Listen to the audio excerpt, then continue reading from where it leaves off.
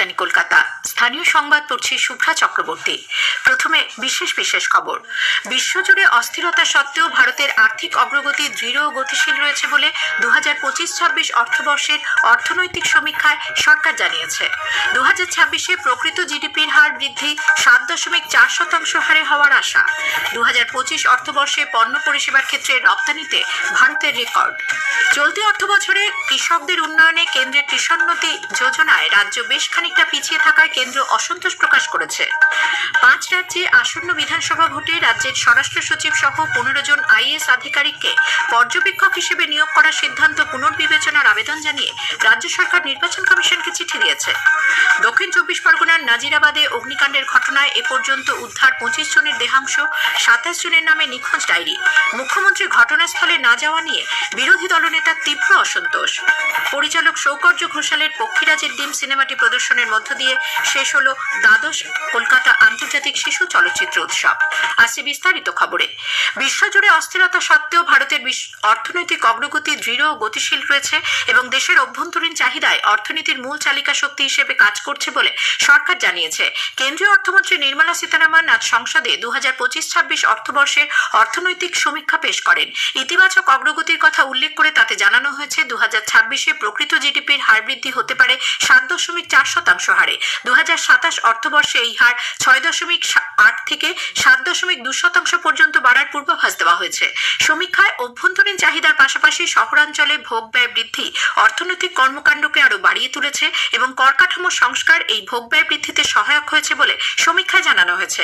দেশে অনুৎপাদক সম্পত্তির মোট অনুপাত বহু দশকের মধ্যে সর্বনিম্ন 2.2% দাঁড়িয়েছে।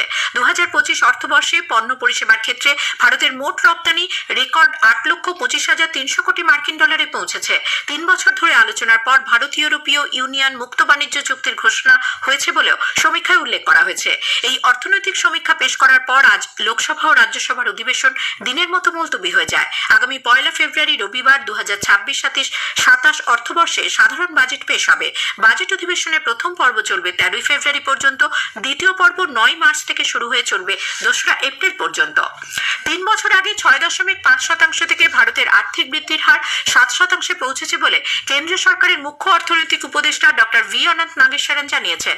নতুন দিল্লিতে আজ অর্থনৈতিক সমীক্ষা নিয়ে কথা বলার সময় সাংবাদিকদের তিনি বলেন, কোভিডের আগে বৃদ্ধির হার ছিল 6.4%, 2025-এ 6.5 এবং এবছর 7.4-এ তা পৌঁছানোর সম্ভাবনা রয়েছে। If you look at the last few years in comparison to pre-COVID average, real GDP growth pre-COVID was 6.4% and in FY25 was 6.5, and this year, as I said, Mosby is predicting 7.4. Private final consumption expenditure growth is 7% for this year on top of 7.2 last year, and in real terms, gross fixed capital formation is going to be a lot better. রাজ্য সরকার চলতি অর্থ বছরে কৃষকদের উন্নয়নে কেন্দ্রের রাষ্ট্রীয় কৃষি বিকাশ যোজনা প্রকল্পে ভালো কাজ করলেও কৃষোন্নতি যোজনায় বেশ খানিকটা পিছিয়ে থাকায় কেন্দ্র অসন্তোষ প্রকাশ করেছে। আজ দিল্লি থেকে ভার্চুয়ালি কেন্দ্রীয় কৃষিমন্ত্রী শিবরাজ সিং চৌহান পশ্চিমবঙ্গ সহ বিভিন্ন রাজ্যের কৃষিমন্ত্রীদের সঙ্গে দুটি প্রকল্পের অগ্রগতি পর্যালোচনা করেন। রাষ্ট্রীয় কৃষি বিকাশ যোজনায় রাজ্য এ পর্যন্ত 86% কাজ সম্পূর্ণ করলেও কৃষোন্নতি যোজনায় মাত্র 37% কাজ হওয়ায় তিনি অসন্তোষ প্রকাশ করেন বলে নবান্ন সূত্রের খবর। এদিকে রাষ্ট্রীয় কৃষি বিকাশ যোজনায় কেন্দ্রীয় সরকার চলতি অর্থ বছরে প্রথম কিস্তির 220 কোটি 35 লক্ষ এবং কৃষোন্নতি যোজনার 126 কোটি 25 লক্ষ টাকা ইতিমধ্যে বাংলাকে দিয়েছে বলে কৃষিমন্ত্রী শোভনদেব চট্টোপাধ্যায় জানিয়েছেন। উচ্চশিক্ষা প্রতিষ্ঠানে জাতপাত নিয়ন্ত্রণে বিশ্ববিদ্যালয় মঞ্জুরি কমিশনের সমতা বিধান সংক্রান্ত নতুন নিয়ম 2026 আপাতত কার্যকর করা যাবে না বলে নির্দেশ দিয়েছে সুপ্রিম কোর্ট। এই সংক্রান্ত 3টি মামলা শুনানি করতে গিয়ে প্রধান বিচারপতি সূর্যকান্ত এবং বিচারপতি জয়মাল্য বাগচির বেঞ্চ জানিয়েছে, বিশ্ববিদ্যালয় মঞ্জুরি কমিশন জাতপাত দূর করতে যে নতুন নিয়ম করেছে তা খতিয়ে দেখতে প্রাক্তন বিচারপতিদের নিয়ে একটি কমিটি গঠনের প্রয়োজনীয়তা রয়েছে। 5 রাজ্যে আসন্ন বিধানসভা ভোটে রাজ্যের স্বরাষ্ট্র সচিব সহ 15 জন আইএএস আধিকারিককে পর্যবেক্ষক হিসেবে নিয়োগ করার সিদ্ধান্ত পুনর্বিবেচনার আবেদন জানিয়ে রাজ্য সরকার নির্বাচন কমিশনকে চিঠি দিয়েছে। ওই 15 জনের মধ্যে 9 জন আধিকারিকের বিকল্প নাম রাজ্যের তরফে কমিশনের কাছে প্রস্তাব করা হয়েছে বলে প্রশাসনিক সূত্রে জানা গেছে। উল্লেখ্য, পশ্চিমবঙ্গ সহ 5 রাজ্যে আসন্ন নির্বাচনের জন্য নির্বাচন কমিশন এ রাজ্যের 15 জন আইএএস ও 10 জন আইপিএস আধিকারিককে কেন্দ্রীয় পর্যবেক্ষক হিসেবে নিয়োগ করেছে। এই তালিকায় রাজ্যের স্বরাষ্ট্র সচিব জগদীশ প্রসাদ মিনা ছাড়াও 2 জন পুলিশ কমিশনার রয়েছেন। নিয়োগের জন্য রাজ্য সরকারের কাছে 5 বার আধিকারিকদের নামের তালিকা চেয়ে না পাওয়ার কারণেই কমিশন স্বতঃপ্রণোদিতভাবে এই আধিকারিকদের বেছে নেয় বলে জানা গেছে। এসআইআর এর কাজে নিযুক্ত 3 আধিকারিককে বদলির নির্দেশ প্রসঙ্গে রাজ্য সরকার নিজের অবস্থান স্পষ্ট করেছে। কাজের চাপ কমাতেই তাদের অপেক্ষাকৃত কম গুরুত্বপূর্ণ জায়গায় বদলি করা হয়েছে বলে নবান্ন তরফে নির্বাচন কমিশনকে জানানো হয়েছে। উল্লেখ্য, সম্প্রতি এসআইআর প্রক্রিয়ায় রোল অবজারভার হিসেবে নিযুক্ত 3 আইএস আধিকারিক অশ্বিনী কুমার যাদব, রণধীর কুমার এবং স্মিতা পান্ডেকে রাজ্য সরকার বদলির নির্দেশ দেওয়ায় বিতর্ক সৃষ্টি হয়। উত্তর দিনাজপুর ইসলামপুর ব্লকের ধনতলা হাই স্কুলে এসআইআর এর শুনানি চলাকালীন তৃণমূল কংগ্রেস নেতাদের বিরুদ্ধে হুমকি দেওয়ার অভিযোগ উঠেছে। গতকাল শুনানি চলাকালীন ওই কেন্দ্রে উত্তর দিনাজপুর জেলা তৃণমূল কংগ্রেসের সংখ্যালঘু সেলের সভাপতি জাভেদ আক্তার কেন্দ্রের মাইক্রো অবজারভারের সঙ্গে দুর্ব্যবহার করেন। ক্যামেরাবন্দি সেই ছবি সোশ্যাল মিডিয়ায় ভাইরাল হওয়ার পরই শুরু হয় রাজনৈতিক চাপানুতর। স্থানীয় সংবাদ শুনছেন আকাশবাণী কলকাতা কেন্দ্র থেকে। এখন বিজ্ঞাপন বিরতি। বিরতির পর ফিরে এলাম স্থানীয় সংবাদে। আমাদের সংবাদ শোনা যাবে ইউটিউব চ্যানেল আকাশবাণী সংবাদ বাংলা, ফেসবুক ও ইনস্টাগ্রাম আকাশবাণী সংবাদ কলকাতা এবং এক্স হ্যান্ডেল AIR নিউজ কলকাতাতে। দক্ষিণ 24 পরগনার নাজিরাবাদে এ পর্যন্ত উদ্ধার 25 জনের দেহাংশ। এই ঘটনায় নিখোঁজ ডায়েরি হয়েছিল 27 জনের নামে। মর্মান্তিক এই অগ্নিকাণ্ডে 4 দিন পরেও আজ 2 জনের মাথার খুলি উদ্ধার হয়েছে। আজ সকাল থেকে মেশিনের সাহায্যে গুদামের টিনের দেওয়াল ও ছাদ ভাঙার কাজ শুরু হয়। সকালের দিকে ধ্বংসস্তূপ সরানোর কাজ এগোতে থাকলে পরপর উদ্ধার হতে থাকে দেহাংশ। এই অগ্নিকাণ্ডের ঘটনায় দমকল এবং ফরেনসিক বিভাগ যৌথ তদন্তের প্রাথমিক রিপোর্ট জমা দিয়েছে। মোট 35,000 বর্গফুট আয়তনের মধ্যে মোমো কারখানাটি 8,000 বর্গফুট জুড়ে ছিল বলে রিপোর্টে উল্লেখ করা হয়েছে। এদিকে আনন্দপুরের অগ্নিকাণ্ডের ঘটনায় শাসক দল এবং প্রশাসনকেই দায়ী করেছে বিজেপি। বিরোধী দলনেতা শুভেন্দু অধিকারী আজ বিজেপি বিধায়কদের নিয়ে মিছিল করে পুলিশি অনুমতি ছাড়া এবং 163 ধারার বিধিনিষেধের মধ্যেই ঘটনাস্থল পরিদর্শন করেন।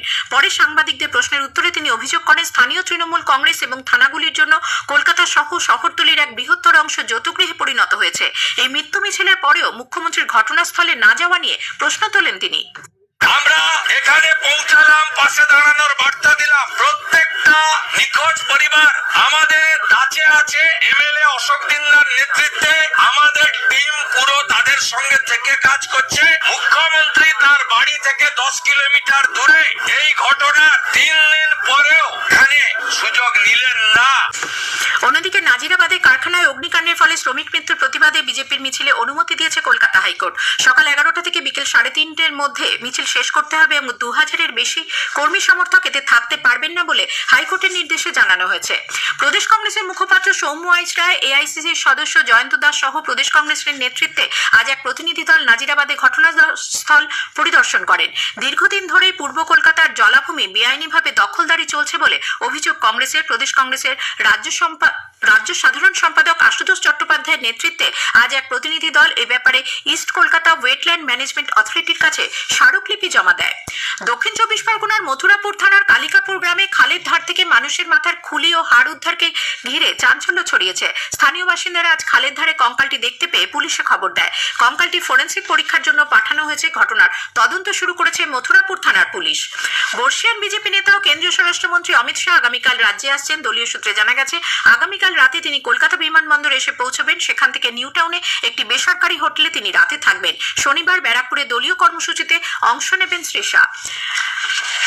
পরিচালক সৌকর্য ঘোষালের পক্ষীরাজের ডিম সিনেমাটি প্রদর্শনের মধ্য দিয়ে শেষ হলো দ্বাদশ কলকাতা আন্তর্জাতিক চলচ্চিত্র উৎসব। সিনেমা শুরু হওয়ার আগে সমাপ্তি অনুষ্ঠানে এই ছবির 2 শিশু শিল্পী এবং পরিচালককে সম্মাননা জানানো হয়। টানা 7 দিন ধরে রাজ্যের শিশু কিশোর একাডেমি এবং তথ্য সংস্কৃতি দপ্তরের যৌথ উদ্যোগে কলকাতার 8টি প্রেক্ষাগৃহে 32টি দেশে প্রায় 200টি ছবি দেখানো হলো।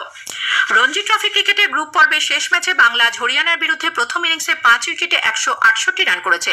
সুদীপ চ্যাটার্জি 78 এবং শাকির হাবিব গান্ধী 1 রানে অপরাজিত আছেন। শেষ করার আগে খবরের বিশেষ অংশ আরো একবার। বিশ্বজুড়ে অস্থিরতা সত্ত্বেও ভারতের আর্থিক অগ্রগতি দৃঢ় ও গতিশীল রয়েছে বলে 2025-26 অর্থবর্ষের অর্থনৈতিক সমীক্ষায় সরকার জানিয়েছে। স্থানীয় সংবাদ শেষ হলো।